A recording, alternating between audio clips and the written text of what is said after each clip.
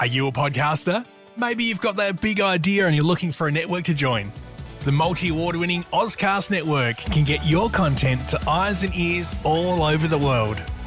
Join now for the first month free, and you could be featuring this sound at the beginning of your podcast. Ozcast. Simply head to ozcastnetwork.com for details.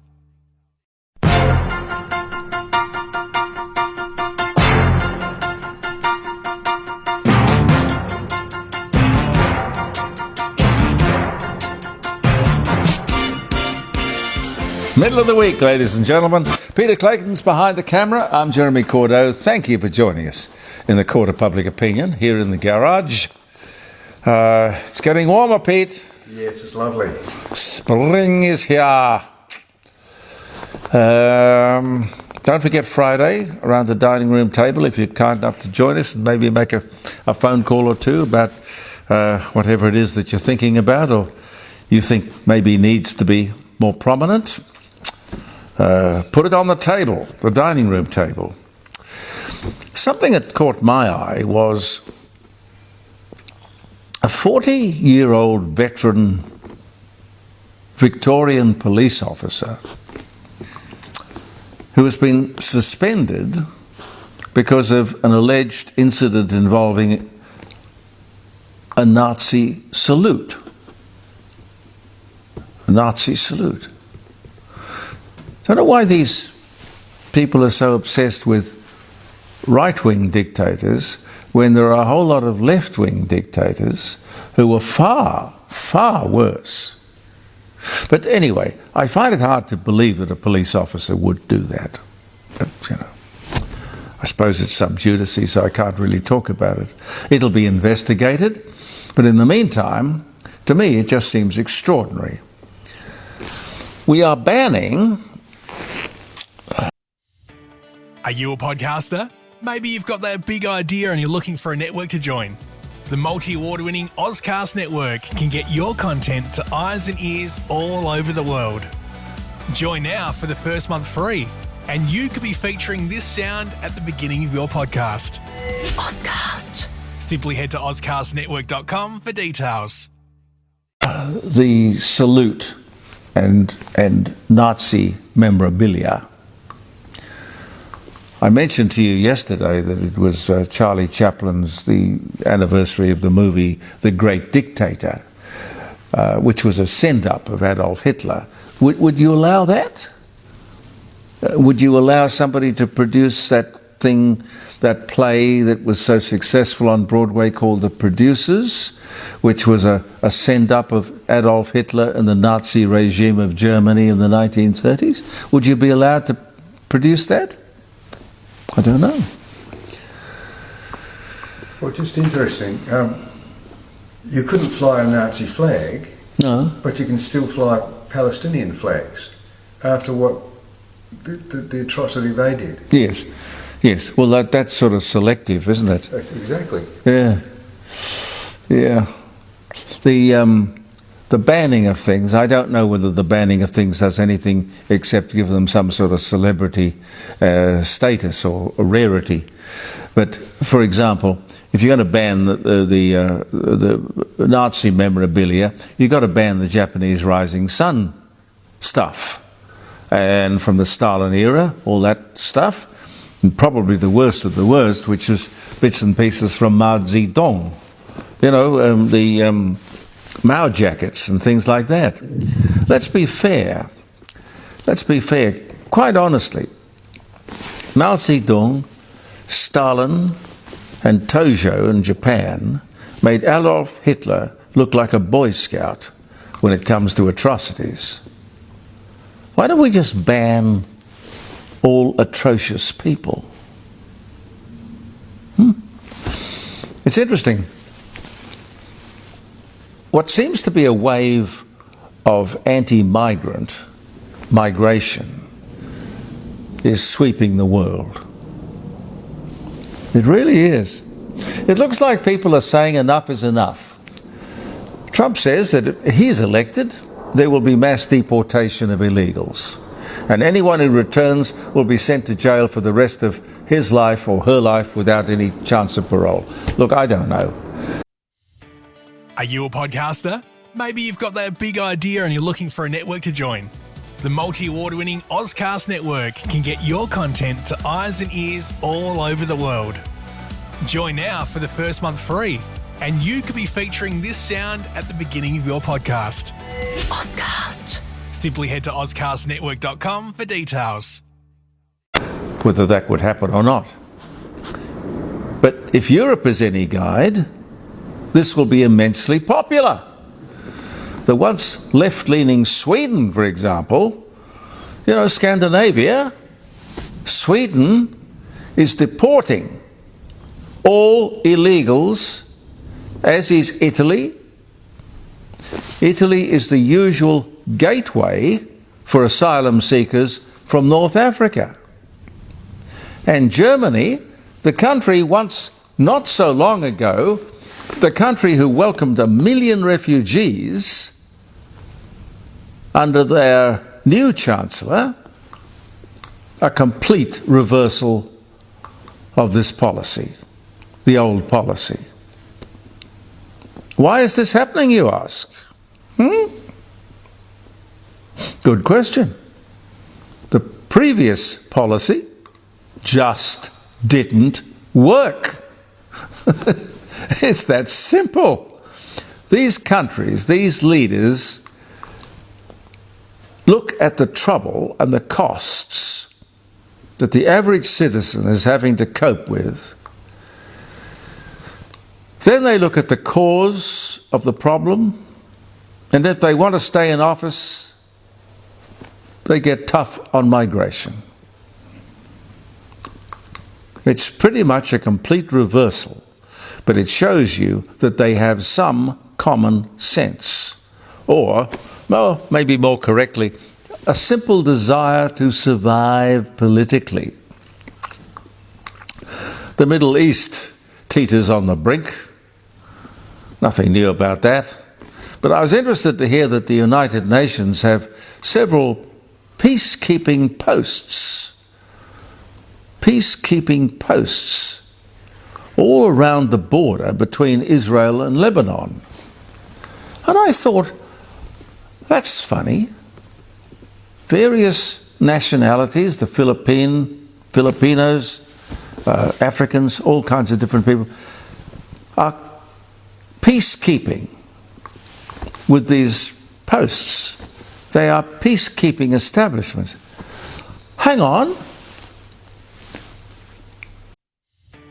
Are you a podcaster? Maybe you've got that big idea and you're looking for a network to join. The multi-award-winning Ozcast network can get your content to eyes and ears all over the world. Join now for the first month free, and you could be featuring this sound at the beginning of your podcast. Ozcast. Simply head to ozcastnetwork.com for details. What the hell have they been doing while the Lebanese or the Hezbollah have been hurling hundreds of, if not thousands of missiles into Israel? That's some peace you've been keeping, fellas. These UN people are paid to keep the peace.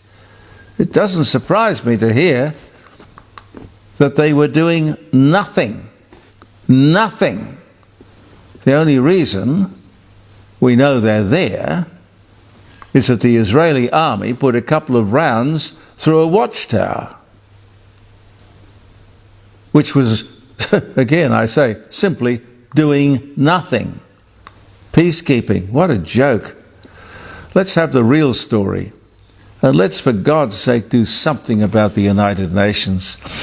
I got to thank Samantha Maiden of News Limited for this. She pointed out that the taxpayer is picking up a huge $25,000 a month salary for the Deputy Prime Minister's Chief of Staff to be sent on what they euphemistically call gardening leave. Gardening leave. This is where they don't sack you, they suspend you on full pay. It's a remarkable story. Deputy and sometimes acting Prime Minister, Minister for Defence, Richard Marles, has ordered his Chief of Staff, Joe Tanyawski, to stand down from her job because she had the temerity to inform the Minister that she was being bullied. Are you a podcaster? Maybe you've got that big idea and you're looking for a network to join. The multi-award-winning Ozcast network can get your content to eyes and ears all over the world. Join now for the first month free, and you could be featuring this sound at the beginning of your podcast. Ozcast. Simply head to ozcastnetwork.com for details. Now, how a Chief of Staff, that is the person who runs the joint, the office, how could she possibly be bullied? I don't know. But apparently she was. And apparently it wasn't the minister who was doing the bullying. But he definitely looked at the story written by Samantha Maiden, who really has her ear to the ground. He definitely threw her, that is the secretary, the Chief of Staff, under the bus. Instead of defending her or finding out what the problem was and who was causing it and dealing with it. Huh? That's what you do. This woman has been sent on indefinite leave at the taxpayer's expense. She's subsequently been told by the Prime Minister's office, and I quote, she will never return to her job as Chief of Staff. Now, the salary equates to $25,000 a month, $30,000 a year. This money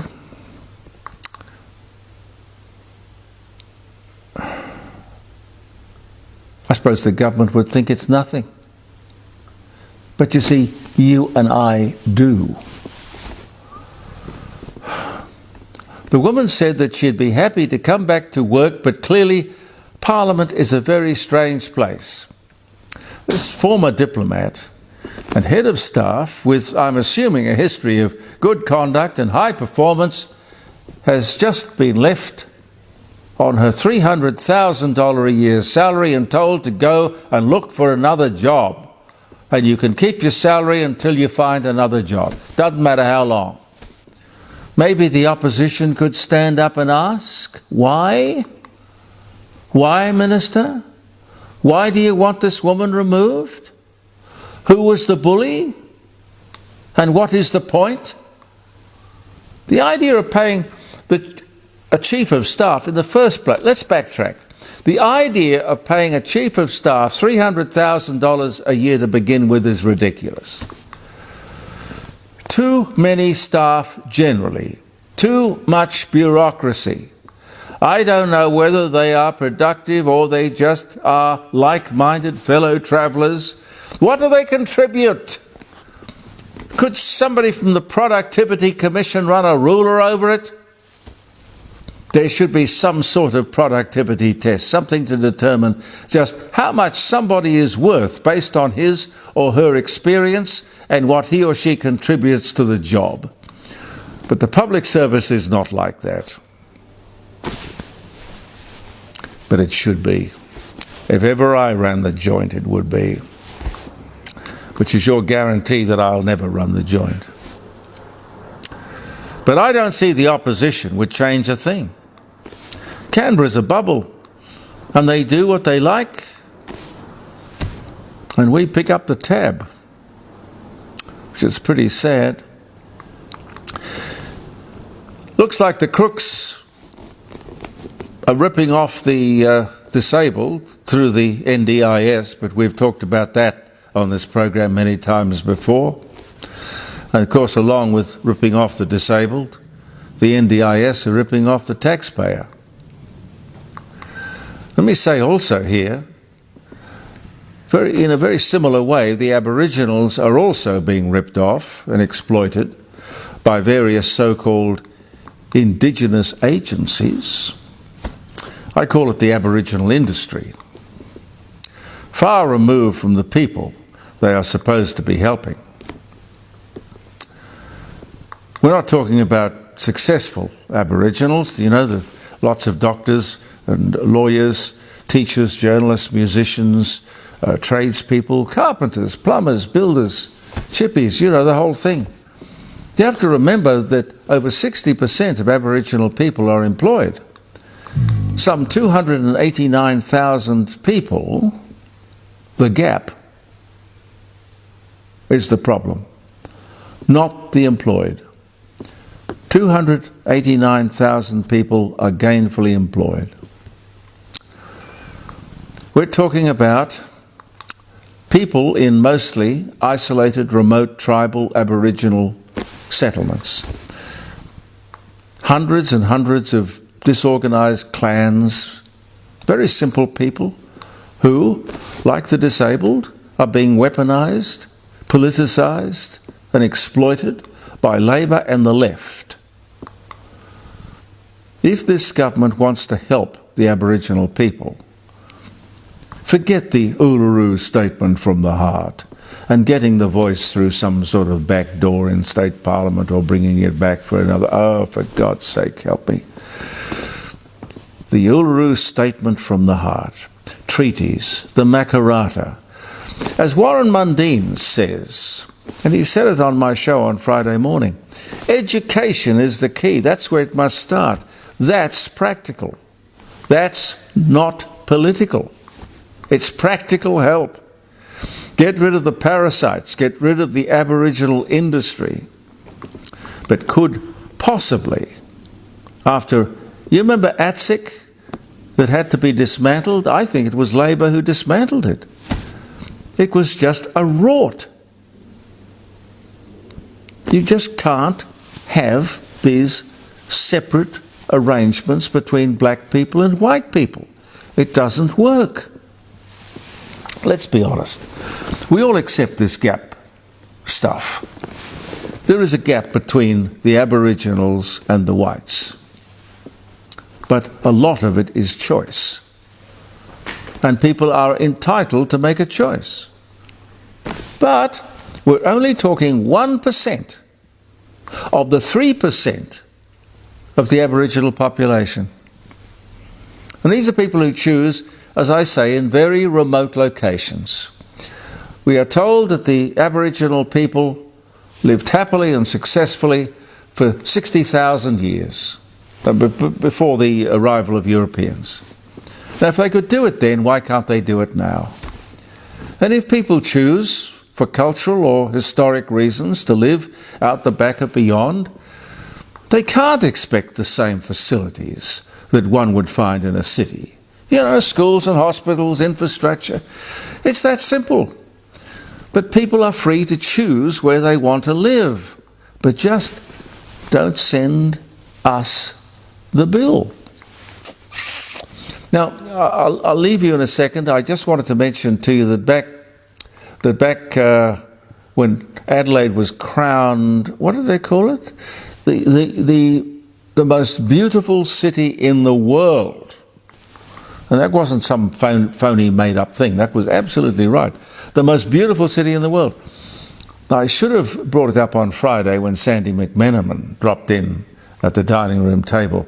The lady who, years ago, put us on the map with a song called Adelaide, You're a Lady. I've just talked to Peter before we roll tape for this show. So we're going to try and get that off because Sandy sent it to me. And I've got it, it's from YouTube, I think. We can get YouTube on there, can we? We can try. We can try, okay. Okay, I'd love you to hear it. A lot of people, it was a hit, it was a big hit.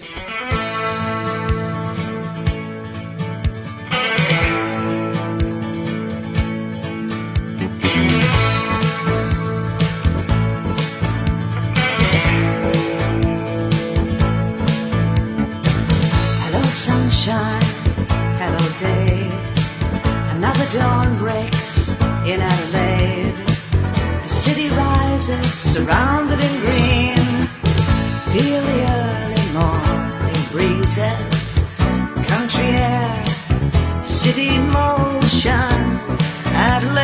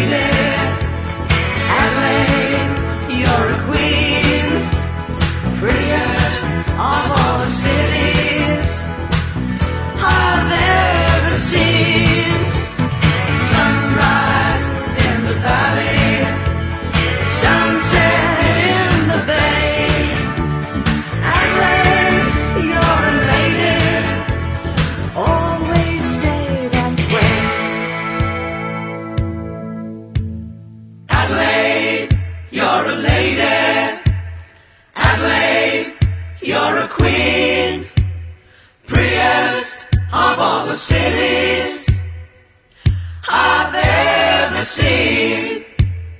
Adelaide, you're a lady. Adelaide, you're a queen. Prettiest of all the cities I've ever seen. Oh, Adelaide, don't ever change.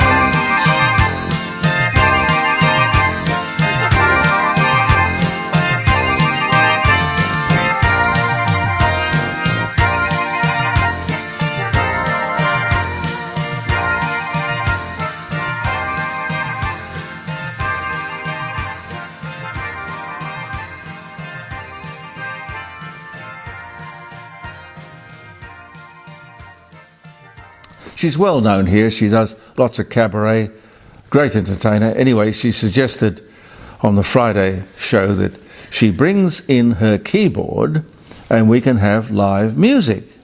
Now, I can't see why we can't do that. And Pete, I can't see why you can't bring your guitar in and do exactly the same thing. Oh, I'd love to. Why not? Why not?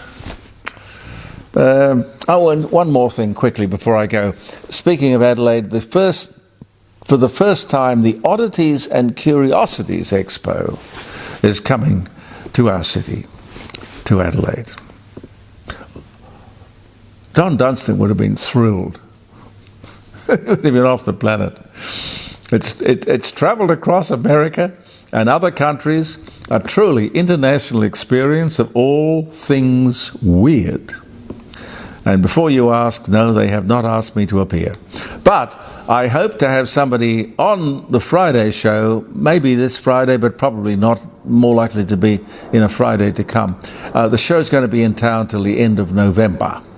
But it'll be something interesting, worthwhile. Don't forget the Rising Sun, ladies and gentlemen, if you're looking for a wonderful spot to have a fantastic quiet drink after work, a romantic dinner, a celebration, a product launch, doesn't matter. It's one of the great venues in our city, built in 1845, lots of atmosphere, fantastic wine cellar, great menu, great service.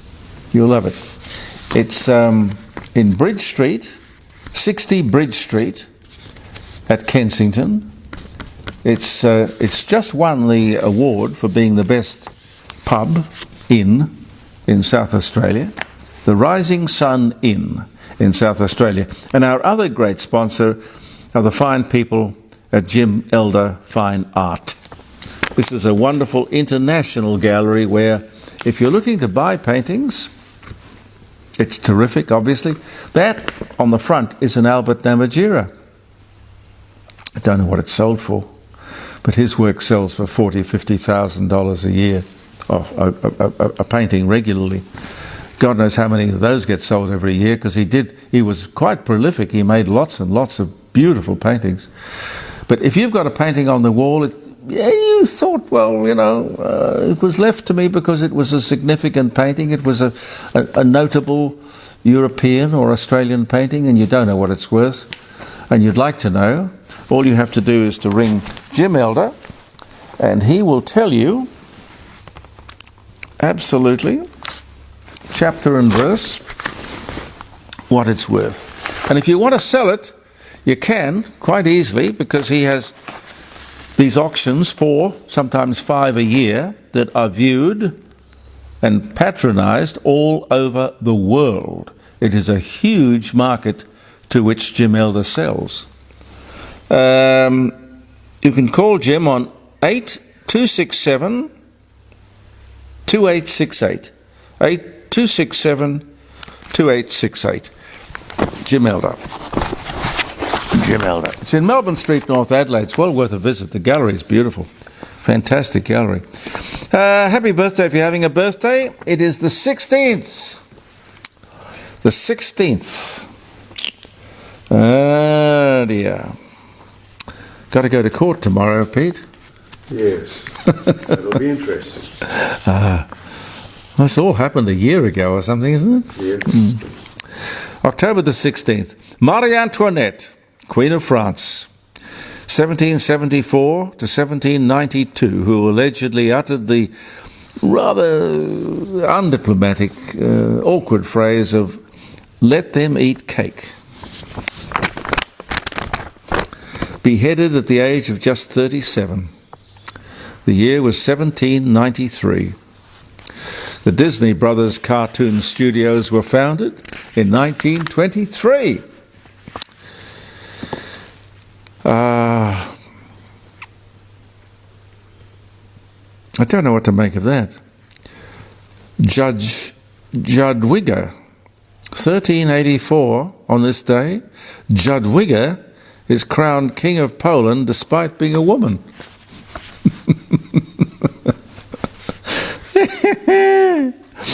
Barbara West, English survivor of the Titanic sinking, dies at 96. The year was 2007. Britain's Prince Harry and Meghan, Duchess of Sussex, begin their first royal visit to Australia and New Zealand in 1918. Oscar Wilde, the Irish playwright and novelist, The Importance of Being Earnest. The Picture of Dorian Gray, born in Dublin, Ireland, 1845 on this day. Hotel in Boston becomes the first to have indoor plumbing, 1869. Wonder what the hell they did before that. The outhouse. What, do you get a pot in your room? You got a pot? Yeah, probably. Oh, golly. The first hotel in Boston. Well, it was only in Boston, maybe not in the world. George C. Marshall, American general and U.S. Secretary of State, 47 to 49, who authored the Marshall Plan, Nobel Prize winner of 1953, dies at 78. The year was 1959. The first edition of C.S. Lewis' The Lion, the Witch and the Wardrobe is released in London, Caroline's favourite book since the age of 7. The year was 1950.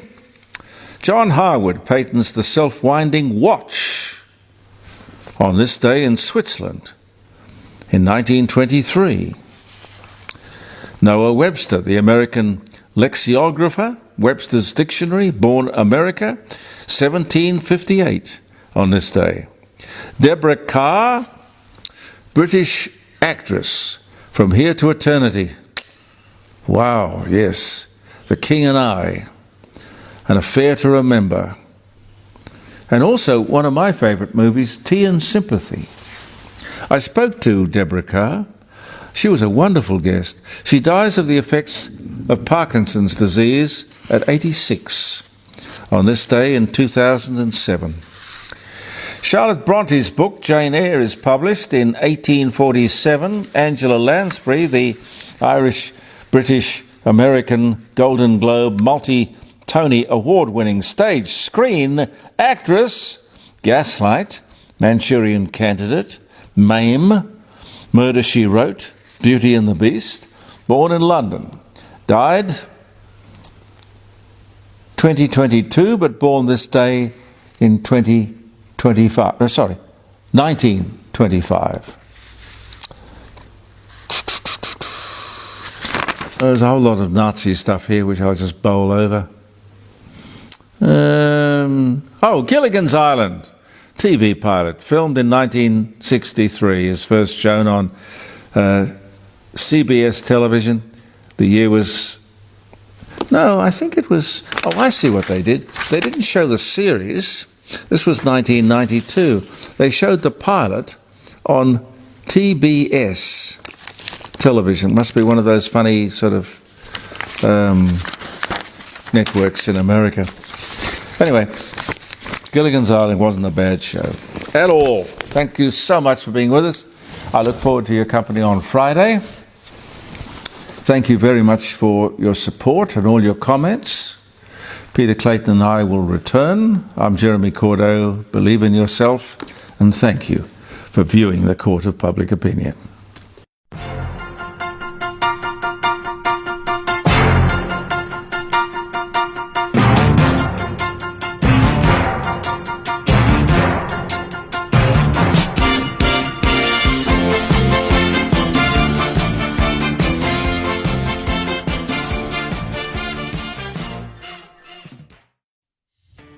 Are you a podcaster?